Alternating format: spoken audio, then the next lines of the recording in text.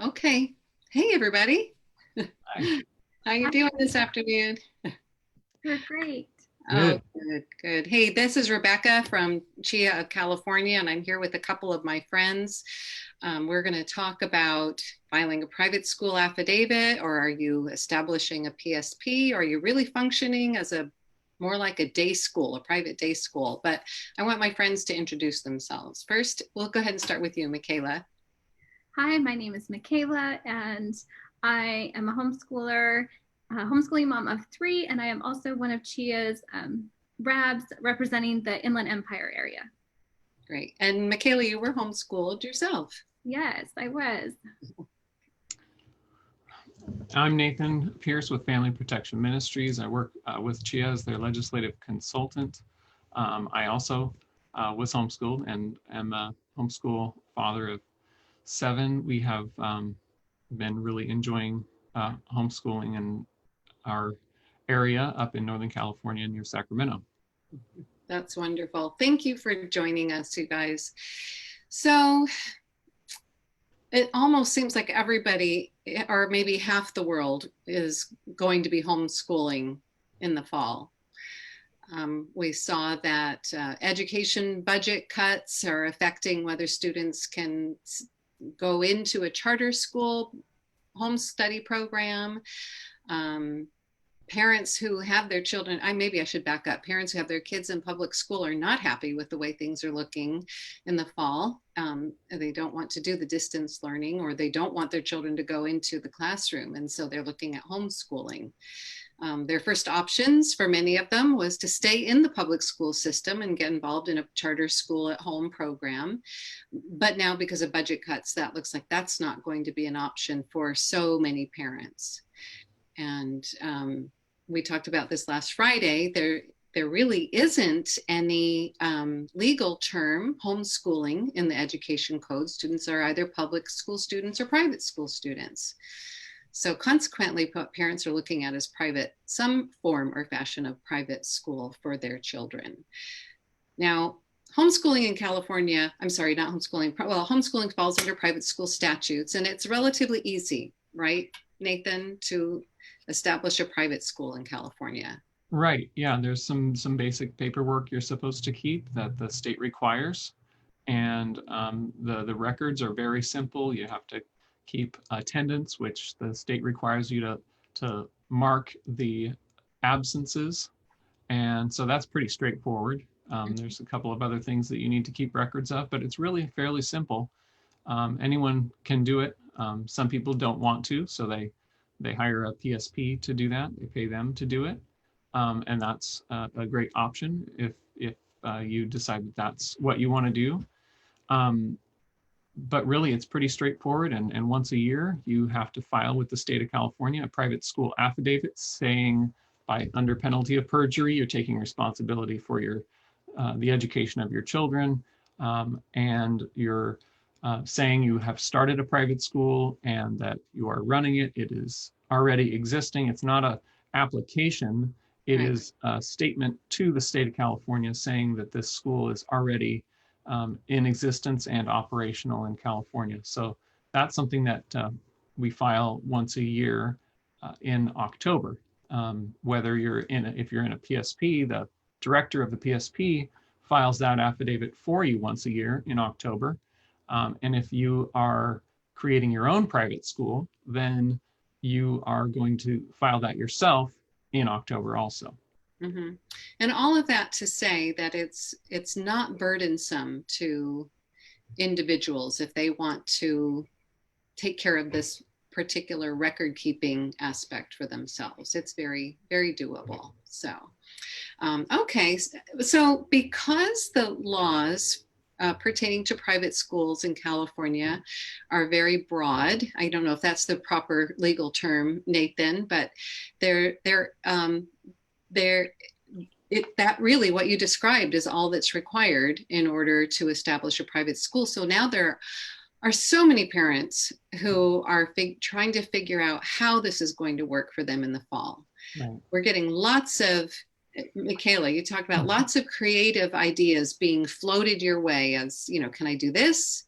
should I do that? How about this other scenario? So that's what we wanted to talk about, that all these different possible scenarios. And before we go there, I just want to make sure that all of our parents that are listening know that we're rooting for you. We really want to help you wade through this and help you explore the options that you think, so that you can arrive at what's best for your child, because we know that you have your child's best interests at heart. And she has been helping families homeschool for more than 30 years. Nathan, how long has Family Protection Ministry been in our homeschool arena? Oh, a little over 30 years. Yeah. A little over 30 years. Yeah. So we've been around the block or two, but we want to see you succeed. So, okay, Michaela. So I have a list of questions that I'm going to present to you. These are ones that have been asked that I have heard. And then also I'm going to share about 2 ads that I have seen that have been posted locally. So I think I'll start with the 2 advertisements first, and we'll address those. So the first was a classified ad that was placed by a parent who's looking to hire a teacher for her kinder child and some of her kinder friends. So she's got friends with kinders. They all want to have their kinders stay together because they're all friends. So do they need to file an affidavit? How does that work? They don't want to teach their children. They want someone else to do the teaching for them. Okay. Well, we should maybe start by saying, in most of these scenarios, somebody has to file an affidavit. In most of them, yeah. Yep. That's a good place to start. Yeah, somebody's got to do that, and somebody's got to be the administrator. So depending on the student's age, you want to make sure that they're compulsory attendance age, which means they're, if your kinders are all not 6 as of September 1st of that year, they really don't have to file an affidavit. Kindergarten is not compulsory. So I think we should maybe qualify that statement by saying depending on the age of the child. So, but let's say they're all compulsory attendance age. And yes, we would recommend that one parent would file that affidavit, taking responsibility, to do all the record keeping, and then enroll those children in her school, because they're paying a teacher. It almost sounds like they're establishing a school and a business in their neighborhood. And so they need to be aware of the zoning laws. They need to be aware of what if business licensing is required. So that definitely is a possible scenario, but it almost sounds to me like they're making a brick and mortar private school at call her Mrs. Jones' house. Right. Yeah. And I would even say that they might want to get somebody to counsel them on setting that up. Someone like ACSI, who helps with the organizational structure and maintenance of private schools all over the country and the world, and they kind of know what you would need to get into in order to run a private school that's going to be paying a teacher and having students from multiple families, because it is kind of sounding like that's what is being created in that particular scenario. You kind of have to figure out, okay, there's this line kind of between somebody that's homeschooling their own children, parents directing and teaching their own children, versus a campus school or a brick and mortar school where there's a teacher that's teaching students from multiple families. And you might kind of lean one way or another because there's all these different situations. But once you figure out which side of that line you are, it'll help you kind of figure out which direction you need to go with getting resources to know how to set that up appropriately. So could the parents, do you think, each of them file their own affidavit and have their own contract with this teacher? If the teacher, so if the teacher was a certified teacher, let's just say that for starters, they could function under a different law, which is the tutorial exemption in California, where they don't have to create a private school. There are other rules for the tutorial exemption, but they would be fulfilling the requirement to attend school by, they would be exempted from the requirement to attend public school by having a private tutor. Now, that tutor has to be certified and could teach multiple children. That there's no limit to how many children that tutor could teach. From that point of view, the tutor would be taking the responsibility for the education there. So it's a different code section, it's a different law, but it's something that could work in that situation if each of the parents was contracting with them. It's a different structure, but it could work also. When you say certified, you mean credentialed, right? They need to have a California credential to be a teacher. Right, they need to be certified. The code says they need to be certified in the areas of study that they're going to be teaching. So it's much simpler for the early grades than it is for high school, because in high school you'd have to be credentialed in all the different areas. But for the younger grades, you could easily have a tutor that's credentialed teaching multiple students. Okay, and then the second ad that I saw was just the opposite situation. So a teacher posting saying, I have been laid off because my private school has closed due to the COVID pandemic. I would like to help homeschool students. How can I teach them? And do I need to file an affidavit in the same kind of way when it's the teacher? She doesn't know what grade she's going to be teaching. She just wants to put it out there to help people. So what would you say in that scenario? Yeah, so if she's credentialed, she or he, I don't know, I guess I just stereotyped, right? If this teacher is credentialed, they could take on students, and the students would be exempt under the tutorial exemption, exempt from compulsory attendance under the tutorial exemption. The teacher could also establish something like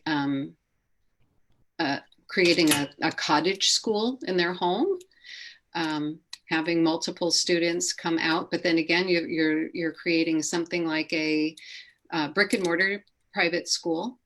And so then they're looking at zoning and business structure, etc.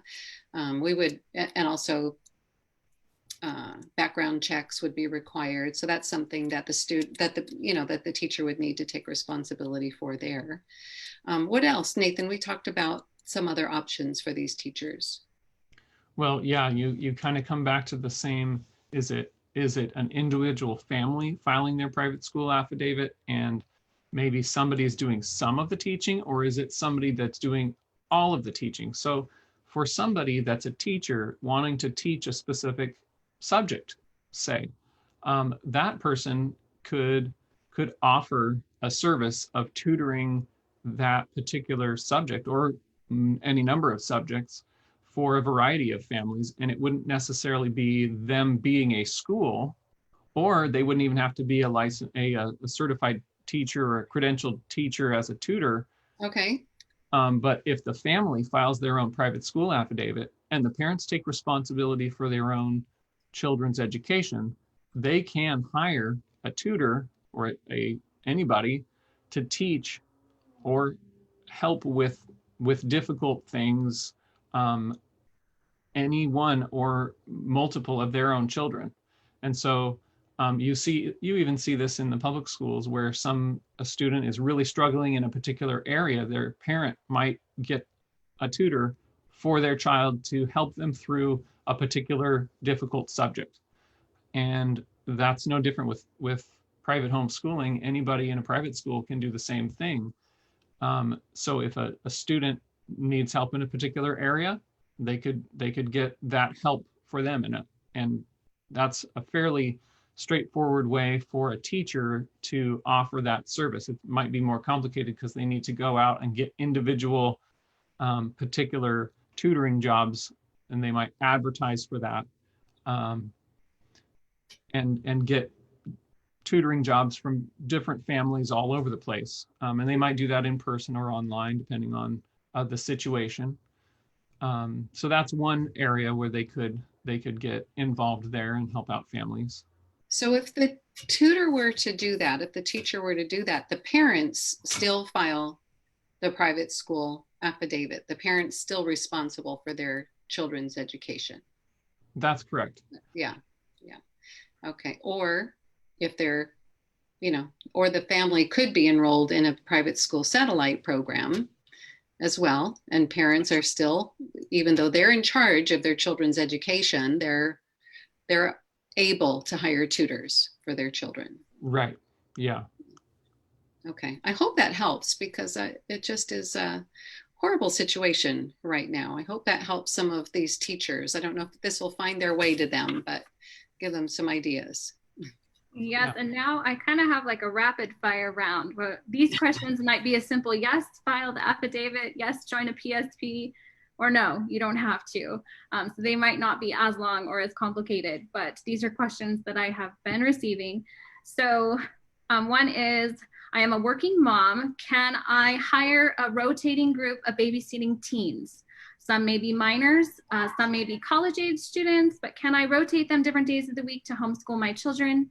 And if so, do I still file an affidavit, and how would that work? I thought that was going to be simple. Yeah, that doesn't sound like such a good idea. I mean, if your parent, if a parent is filing a private school affidavit, they're taking responsibility under penalty of perjury for their child's education. And you need to take that seriously. That's your child's education. And use your judgment on that, on how you do that.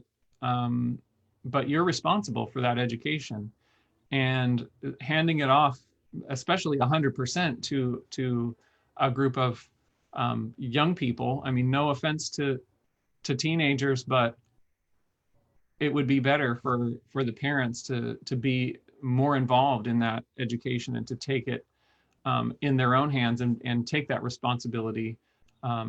And do the teaching, do at least some of the teaching, and then find maybe another program. I'm sure there's other things that we could suggest that would help. Right. Again, Rebecca, I thought it was going to be an easy one, right? Yeah. Okay, I'll get to an easier one. That's okay. It's okay. That's a really good point, because I know when you talk about maturity level in teaching, and 17-year-olds, I've known some really great 17-year-olds, but I know 17-year-olds can get weary too, and you're asking them to take on a lot of responsibility. So the mom and dad can enroll their children in a distance learning program. I know they're trying to get away from their kids being in front of a screen, but something like Bob Jones University Press distance program, which is more definitely, I've seen the online the distance programs that the schools are putting on, and I've seen the BJU Press, and there's definitely a world apart. So I would recommend something like that, where they are spending more time with teachers, with adults who are experts in teaching the fields of study that they're teaching the children. And mom or dad, whoever is home, still needs to be in charge with what's happening with the child. They're taking responsibility. Or in the case of both working parents, there does need to be a babysitter in charge, but they're not necessarily in charge of teaching the children. The education is being delegated to an online program like Bob Jones University Press. So I would say there would be a huge difference if the mom was working from home. She was still available to help if the teenager had questions. If the mom's leaving out of the house, that to me would seem like a completely different scenario, to be left all day with the kids and the full responsibility. I know for myself, when a few years back when I was homeschooling, I was pregnant with my third child and I had a lot of sickness. And so I did ask a young adult, she was not a teenager, but she was a young adult, a college age student, to come and help me, but I was still there. I was not able to do everything. I did not ask her to do everything either. She was just a help to me. So I think we can always utilize, the body of Christ. If there's somebody at church, maybe you can help that. But I think in this particular situation, they're looking at having someone else completely teach their child. So that's a different kind of situation. Right. And if I were to be counseling a private school satellite program administrator, I would, and if they came to me with my private school satellite program, I would not enroll them in that type of scenario, because I see the great propensity for disaster there. I see it might work for a month, but I wouldn't want to go there. If you're filing the affidavit and you're signing it under penalty of perjury, I wouldn't put my name on the dotted line for a situation like that. So just to, but I know this is all news to so many parents, and they're just grasping at different ideas to find out what can they do, what can't they do, what's going to work for their parents or for their children. Okay, send us an easy one now. Okay, so if I enroll in Bob Jones Distance Learning or Rebecca, do I still need to file the PSA, or will that be enough? Yeah. You still need to file. Yep. Yes, absolutely. So that in order for students to be exempt from compulsory attendance at the public school, they have to be enrolled in a private school.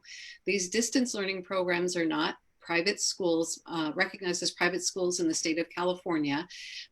Students have to be enrolled in a school that has a California address. Right. And so though these are great programs, they don't exempt their children from attendance. Right. Okay, next question. If dad, auntie, grandpa, anyone wants to help teach, do I need to put their teacher qualifications down? When, California says you need to write down the qualifications of the teacher to keep on file, do I need to write down who all the other family members are going to be, or do I not say? If they're a regular teacher, then yes. If it's somebody that's standing in for a couple of days, almost like a babysitter, then I would say probably not. That doesn't matter so much. But if it's a regular, a circulating group of the adults in the family, then yes, they would need to be on there. They would also need to be counted in the faculty head count when you file your private school affidavit too. Right. Okay. That doesn't mean that you can't throw dad into that cycle if you file your affidavit without that number on there. Yeah. You can always add them in there. Yeah. Yeah, the questions I'm getting are more so like extended relatives, who would be living outside of the house, or maybe someone might live in, how there's back houses, the grandparents' house or something. So yeah. Yep. Okay, next question. If I am a working mom and I want to rotate, can I send my children to different moms' houses on different days of the week, and we're still considered private homeschoolers? Do we still file the affidavit, and are we still okay if we're sending them to different houses all the time? Is that legal? Is that okay? Yeah. They would, first of all, they do need to file an affidavit. They need to be enrolled in a school. And somebody needs to be taking responsibility for that education. So yes, still file a private school affidavit. Can they go to other houses? Yes, but whoever is taking responsibility for the education needs to actually be taking the responsibility for the education and overseeing what's getting done. Now, it could be that they're in classes or something or other where they find themselves at different people's houses a couple days of the week. That's okay. But you want to keep the majority of it under the supervision of mom or another adult that's taking responsibility for that education. And you would write down their qualifications the same as, like we said, dad or grandpa. If these are other friends that are going to be teaching, would you say they're going to be a teacher? If they're teaching a class and the student is going to take a class, I wouldn't say necessarily that they're needing to be listed on the private school affidavit, or they need to have their information in your folder. But if it's a major part of your child's education, if this is a part of your school, then yeah, I would include it. Yeah, and we've had scenarios where we've had a working parent and they file an affidavit establishing a private school, but while parents are at work, the student is at the neighbor's house. Now, the parents are still 100% responsible for the education, and the neighbor is not, if the neighbor is not functioning as the teacher, but just the babysitter, then there's no need to include them as, their qualifications. It's just a matter of babysitting. Is that clear? Yeah. Okay. Okay. And then the last question on my list, can I utilize a national, like an online record keeping company? And then if I do that, am I good to go? Or do I still need to file the affidavit? Yeah. Good question. So kind of like what Rebecca talked about with the online tutoring or teaching programs like Bob Jones University Press or Becca or one of the other ones. There's a number of those out there. There are a couple of services that will keep records for a private school in California.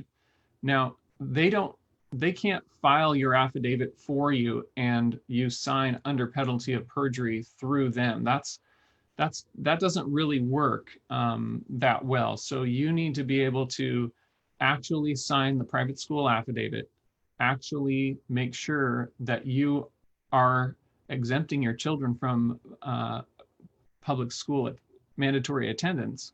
Otherwise, if you're not taking full responsibility to make sure that that happens, your kids could end up truant. So you need to take that filing the affidavit seriously. There are services to maintain records, but doing it yourself is not that difficult. But the part about the affidavit, you need to absolutely make sure that your private school affidavit is being filed properly. That's your responsibility. You need to keep it in your home, right? You need to have access to it at all That's times. right. That's right. Yeah.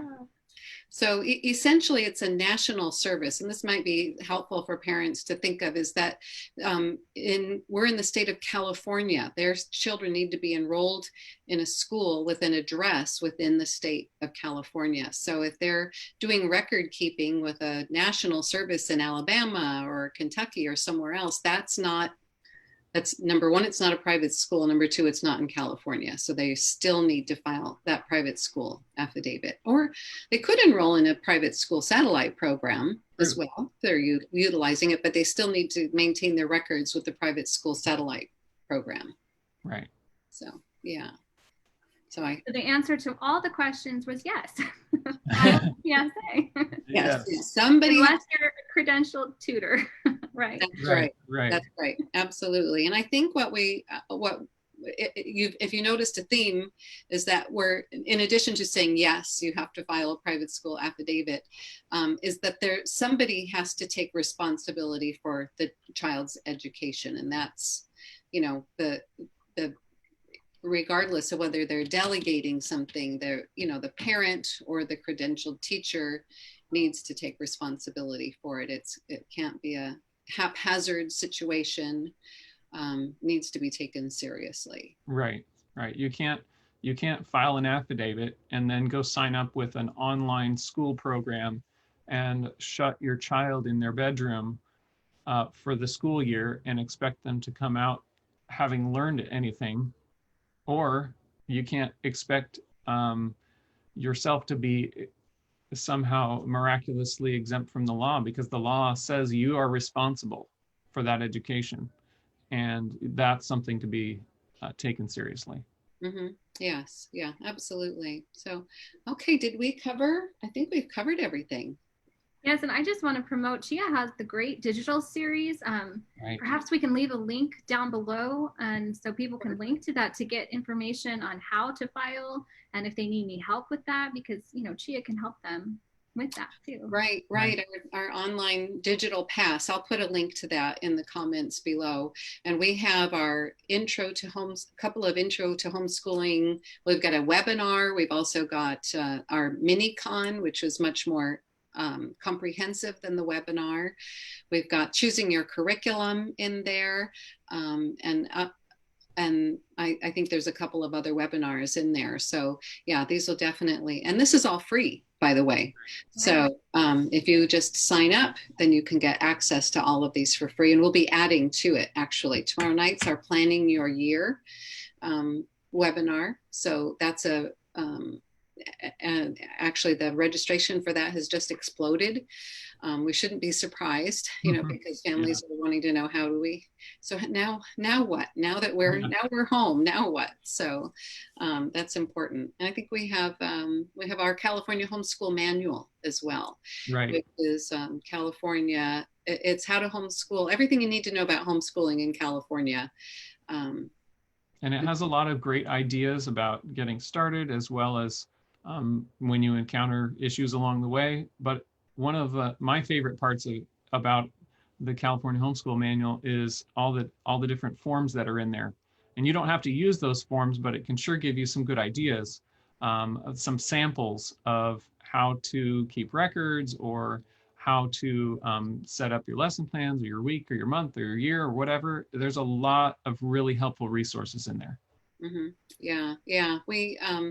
It's kind of one of those books that we want everybody, all of our CHIA team have it, and our regional advisory board members, so we refer to it often.